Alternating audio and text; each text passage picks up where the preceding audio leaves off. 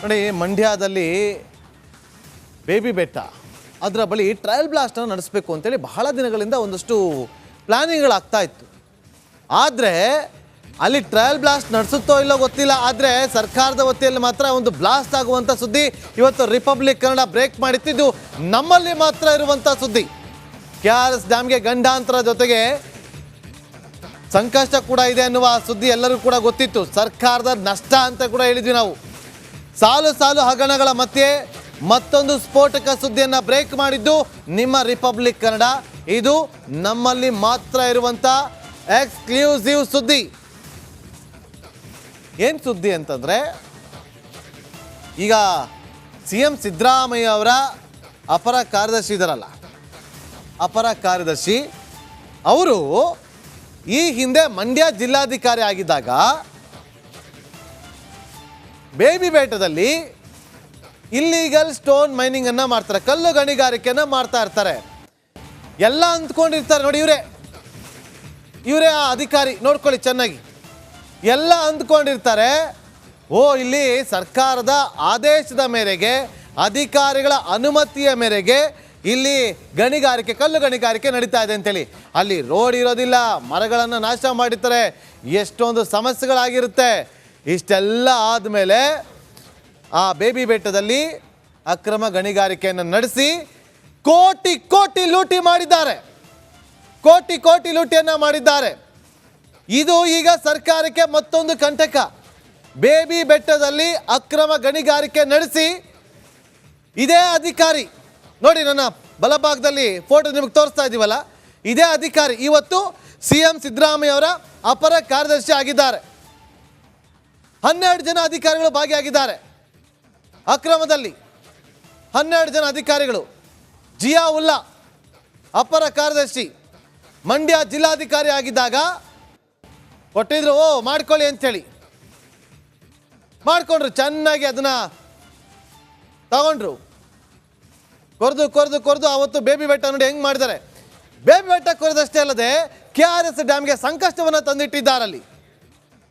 ಚಿನಕುರಳಿ ಹೊನಗಾನಹಳ್ಳಿ ವ್ಯಾಪ್ತಿಯಲ್ಲಿ ನಡೆದಿರುವಂಥ ಘಟನೆ ಇದು ಪ್ರಕರಣ.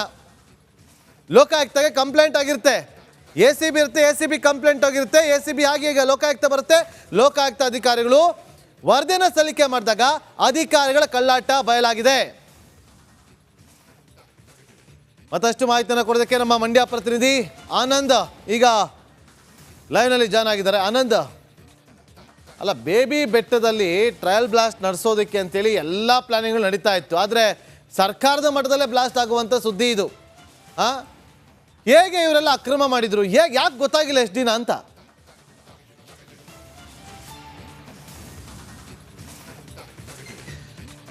ನಾಗೇಂದ್ರ ಬಾಬು, ಏನು ಮಂಡ್ಯದ ಬೇಬಿ ಬೆಟ್ಟದಲ್ಲಿ ಗಣಿ ನಿರಂತರವಾಗಿ ನಡೀತಾ ಬರ್ತಿತ್ತು, ಅದನ್ನು ನಾವು ಸಕ್ರಮವಾಗಿ ಮಾಡ್ತಾ ಇದ್ದೀವಿ, ಅನುಮತಿಯನ್ನು ಮಾಡ್ಕೊಂಡು ಬರ್ತಾ ಇದ್ದೀವಿ ಅಂತ ಗಣಿ ಮಾಲೀಕರು ಹೇಳ್ಕೊಂಡು ಬರ್ತಾನೆ ಇದ್ರು. ಅದ್ರ ಜೊತೆಗೆ ಅಲ್ಲಿ ನಡೀತಿದ್ದಂಥ ಗಣಿ ಅಂದರೆ ಕಲ್ಲು ಗಣಿಗಾರಿಕೆಯಿಂದಾಗಿ ಹಳೆ ಮೈಸೂರು ಭಾಗದ ಜೀವನಾಡಿಯಾಗಿರುವಂಥ KRS ಡ್ಯಾಮ್ಗೂ ಕೂಡ ಆತಂಕ, ಅಂದರೆ ಎಲ್ಲೋ ಒಂದು ಕಡೆ ಅದಕ್ಕೆ ಡ್ಯಾಮೇಜ್ ಆಗುತ್ತೆ ಅನ್ನೋ ಆತಂಕ ಶುರುವಾಗಿತ್ತು. ಆದರೆ ಅಲ್ಲಿ ನಡೀತಿದ್ದಂಥ ಕಲ್ಲು ಗಣಿಗಾರಿಕೆ ಏನಿದೆ ಅದು ಸಕ್ರಮ ಅಲ್ಲ, ಅಂದರೆ ಅನುಮತಿಯನ್ನು ಪಡ್ಕೊಂಡು ಅಥವಾ ಏನು ಅವರ ಗಣಿ ಮಾಲೀಕರ ಜಮೀನಿನಲ್ಲಿ ಮಾಡ್ತಿದ್ದಂಥ ಸಕ್ರಮ ಗಣಿಗಾರಿಕೆ ಅಲ್ಲ, ಅಲ್ಲಿ ಅರಣ್ಯ ಪ್ರದೇಶದಲ್ಲಿ ನಡೀತಿದ್ದಂಥ ಅಕ್ರಮ ಗಣಿಗಾರಿಕೆ ಅಂತ ಹೀಗೆ ಹೇಳಿ ಈಗ ಒಂದು ವರದಿ ಸಿಕ್ಕಿರುವಂಥದ್ದು. ಅಂದರೆ ಏನು 2017ರಲ್ಲಿ RTI ಕಾರ್ಯಕರ್ತ ರವೀಂದ್ರನವರು ದೂರನ್ನು ಕೊಟ್ಟಿದ್ರು. ಆ ದೂರನ್ನು ಆಧರಿಸಿ ತನಿಖೆಯನ್ನು ನಡೆಸಿದಂಥ ಲೋಕಾಯುಕ್ತ ಅಧಿಕಾರಿಗಳು ಅವರಿಗೆ ಒಂದಷ್ಟು ಶಾಕ್ ಆಗಿರುವಂಥದ್ದು. ಯಾಕೆಂದರೆ ಏನು ಇಡೀ ಬೇಬಿ ಬೆಟ್ಟ ಏನಿದೆ ಅಲ್ಲಿ ಒಂದಷ್ಟು ಗಣಿ ಮಾಲೀಕರು ತಮ್ಮ ಹೆಸರಿಗೆ ಅರಣ್ಯ ಪ್ರದೇಶದ ಜಮೀನನ್ನು ಅಂದರೆ ಖಾತೆ ಮಾಡಿಸ್ಕೊಂಡು ಅಲ್ಲಿ ಭೂ ಪರಿವರ್ತನೆಯನ್ನು ಮಾಡಿಕೊಂಡು ಅಲ್ಲಿ ಗಣಿಗಾರಿಕೆಯನ್ನು ಮಾಡ್ತಾ ಇದ್ರು. ಇನ್ನು ಆ ಗಣಿಗಾರಿಕೆಗೆ ಸಾಥ್ ನೀಡಿದಂಥ ಅಧಿಕಾರಿಗಳ ಹೆಸರು ಕೂಡ ಈಗ ತನಿಖಾ ವರದಿಯಲ್ಲಿ ಬಹಿರಂಗ ಆಗಿದೆ. DYSP ಅಂದರೆ ಲೋಕಾಯುಕ್ತ DYSP ಕೊಟ್ಟಿರುವಂಥ ವರದಿಯಲ್ಲಿ 2017ರ ಅವಧಿಯಲ್ಲಿ ಮಂಡ್ಯ ಜಿಲ್ಲಾಧಿಕಾರಿಯಾಗಿದ್ದಂಥ ಈ ಪ್ರಸ್ತುತ CM ಅಪರ ಕಾರ್ಯದರ್ಶಿ ಆಗಿರುವಂಥ ಜಿಯಾ ಉಲ್ಲಾ ಅವರ ಹೆಸರು ಕೂಡ ಉಲ್ಲೇಖ ಆಗಿರುವಂಥದ್ದು. ಜಿಯಾ ಉಲ್ಲಾ ಅವರು ಜಿಲ್ಲಾಧಿಕಾರಿ ಆಗಿದ್ದಂಥ ಸಂದರ್ಭದಲ್ಲಿ ಬೇಬಿ ಬೆಟ್ಟದಲ್ಲಿ ಸಾಕಷ್ಟು ಗಣಿ ಮಾಲೀಕರಿಗೆ ಭೂ ಪರಿವರ್ತನೆಯನ್ನ ಮಾಡಿಕೊಟ್ಟಿದ್ದಾರೆ. ಅದರಲ್ಲೂ ಕೂಡ ಏನು ಬೇಬಿ ಬೆಟ್ಟ ಏನಿದೆ ಅದು ಅಮೃತ್ ಕಾವಲ್ ಪ್ರದೇಶ, ಅದು ಅರಣ್ಯ ಪ್ರದೇಶ ಆಗಿದೆ. ಅಂತಹ ಅರಣ್ಯ ಪ್ರದೇಶದಲ್ಲಿ ಏನು ಗಣಿ ಮಾಲೀಕರಿಗೆ ಒಂದಷ್ಟು ಅನುಮತಿಯನ್ನು ಮಾಡಿಕೊಡುವಂಥದ್ದು, ಜೊತೆಗೆ ಭೂ ಓಕೆ.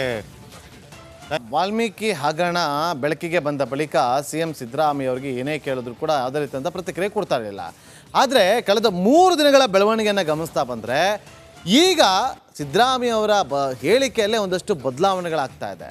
ಯೂಟರ್ನ್ ಹೊಡೆಯುವ ಹಂತಕ್ಕೆ ಹೋಗಿ ತಲುಪಿದೆ. ಅದಕ್ಕೆ ಸಂಬಂಧಪಟ್ಟಂತೆ ವರದಿ ಇದೆ, ನೋಡ್ಕೊಂಬನ್ನಿ. ಯಾರಿಗೆ ಬಂತು ಬಂದಿಲ್ಲ ನಡೆಯ ಎಲ್ಲಿಗೆ ಬಂತು, ಯಾರಿಗೆ ಬಂತು ಆ SIT ರಿಪೋರ್ಟ್? ಇಲ್ಲಿ ಹೀಗೆ ಶುರುವಾಗಿದ್ದು CM ಮಾತಿನ ವೈಖರಿ. ಯಾರಿಗೆ ಬಂತು ಎಲ್ಲಪ್ಪ ಅದು ಸರಿ, ನನಗೆ ಬಂದಿಲ್ಲ, ನನಗೆ ಬಂದಿಲ್ಲ ನಡೆಯ ಯಾರಿಗೆ ಬಂತು ಎಲ್ಲಪ್ಪ ಅದು ಸರಿ, ನನಗೆ ಬಂದಿಲ್ಲ, ನನಗೆ ಬಂದಿಲ್ಲ ನಡೆಯ ವಾಲ್ಮೀಕಿ ನಿಗಮದ ಹಗರಣ ಒಂದ್ ಕಡೆ, ಮೂಡಾ ಸ್ಕ್ಯಾಮ್ ಮತ್ತೊಂದ್ ಕಡೆ. ಇದ್ರ ಬಗ್ಗೆ ಪ್ರಶ್ನೆ ಮಾಡಿ ರಾಜೀನಾಮೆ ಕೊಡ್ತೀರಾ ಅಂತ ಪ್ರಶ್ನೆ ಮಾಡಿದ್ದಕ್ಕೆ ಸಿದ್ದರಾಮಯ್ಯ ರಾಂಗ್ ಆಗ್ಬಿಟ್ರು. ಹಾಗಾದ್ರೆ ಬ್ಯಾಂಕ್ ನಲ್ಲಿ ಆಗೋದಲ್ಲ, ಅದಕ್ಕೆ ನಿರ್ಮಲಾ ಸೀತಾರಾಮನ್ ರಾಜೀನಾಮೆ ಕೊಡ್ಬೇಕಲ್ಲ. ಹಾಗಾದ್ರೆ ಬ್ಯಾಂಕ್ ನಲ್ಲಿ ಆಗೋದಲ್ಲ, ಅದಕ್ಕೆ ನಿರ್ಮಲಾ ಸೀತಾರಾಮನ್ ರಾಜೀನಾಮೆ ಕೊಡ್ಬೇಕಲ್ಲ. ಇದೆಲ್ಲ ಮೊನ್ನೆ ಕಥೆ ಆದ್ರೆ CM ಸಾಹೇಬರು ನಿನ್ನೆ ಇನ್ನೊಂದು ಮಗ್ಲಿಗೆ ಹೊರಳಿದ್ರು. ED ಅಧಿಕಾರಿಗಳ ತನಿಖೆ ಹಿಂದೆ ರಾಜಕೀಯ ಅನ್ನೋ ದಾಟಿಯಲ್ಲಿ ಮಾತಾಡಿದ್ರು. ಈಗ SIT ನಾವು ತನಿಖೆ ಮಾಡಿಸ್ತಾ ಇದ್ದೀವಿ. ವಾಲ್ಮೀಕಿ ಅಭಿವೃದ್ಧಿ ನಿಗಮದಲ್ಲಿ ಹಣ ಏನ್ ದುರುಪಯೋಗ ಆಗಿದೆ ಅಂತ ದೂರು ಬಂದಿದೆ. SIT ಇದು ಮಾಡ್ತಾ ಇದೆ. ಸೊ ಇದ್ರ ಮೇಲೆ ED ಅವರು ತನಿಖೆ ಮಾಡಕ್ಕೆ ಪ್ರಾರಂಭ ಮಾಡಿದ್ದಾರೆ. ಇಟ್ಸ್ ಎ ಪೊಲಿಟಿಕಲ್ ಕಾನ್ಸ್ಪಿರೆನ್ಸಿ ಅಂತ ಹೇಳಿ ನನಗನ್ಸುತ್ತೆ. ಆದ್ರೆ ಇವತ್ತು ಸಿದ್ದರಾಮಯ್ಯ ಕಂಪ್ಲೀಟ್ ಉಲ್ಟಾ ಹೊಡೆದಿದ್ದಾರೆ. ಅರೆ ಯಾಕ್ರಿ ಬಿಜೆಪಿ MLC ವೀರಯ್ಯ ಅರೆಸ್ಟ್ ಆಗಿಲ್ವಾ ಅನ್ನೋ ಹೇಳಿಕೆ ಕೊಟ್ಟರು. ನೋಡಪ್ಪ, ಇದರಲ್ಲಿ ಯಾವುದೇ ಕನ್ವರ್ಷನ್ ಆಗಿರೋದು ಇದಕ್ಕೂ ನಮ್ಗೆ ಸಂಬಂಧ ಇಲ್ಲ. ಅವ್ರು ನೋಡಿದೆ ನಾನು ಅಧಿಕಾರ ದುರುಪಯೋಗ ಮಾಡ್ಕೊಂಡಿದ್ದಾರೆ ಅಂತ ಅಲ್ವಾ? ಇದರಲ್ಲಿ ಯಾವ ಅಧಿಕಾರನೂ ದುರುಪಯೋಗ ಆಗಿಲ್ಲ. ಲೀಗಲ್ ಇದಾಗಿತ್ತು ಇವತ್ತಿನ ಪಕ್ಕಾ ಪಾಲಿಟಿಕ್ಸ್. ನೋಡ್ತಾ ಇರಿ ರಿಪಬ್ಲಿಕ್ ಕನ್ನಡ, ಇದು ನಿಮ್ಮ ಧ್ವನಿ.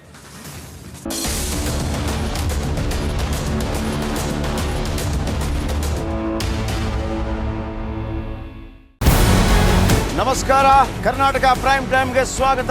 ನಾನು ಜಯಪ್ರಕಾಶ್ ಶೆಟ್ಟಿ. ಇಡೀ ಕರ್ನಾಡು ಇವತ್ತು ರೆಬೆಲ್ ಆಗಿ ನಿಂತಿದೆ. ಈ ಹಗರಣಗಳನ್ನು ಸದನದಲ್ಲಿ ಪ್ರಸ್ತಾಪ ಮಾಡಲು ಕೂಡ ಕಾಂಗ್ರೆಸ್ ಹಿಂದೇಟು ಹಾಕಿದ್ದೇಕೆ?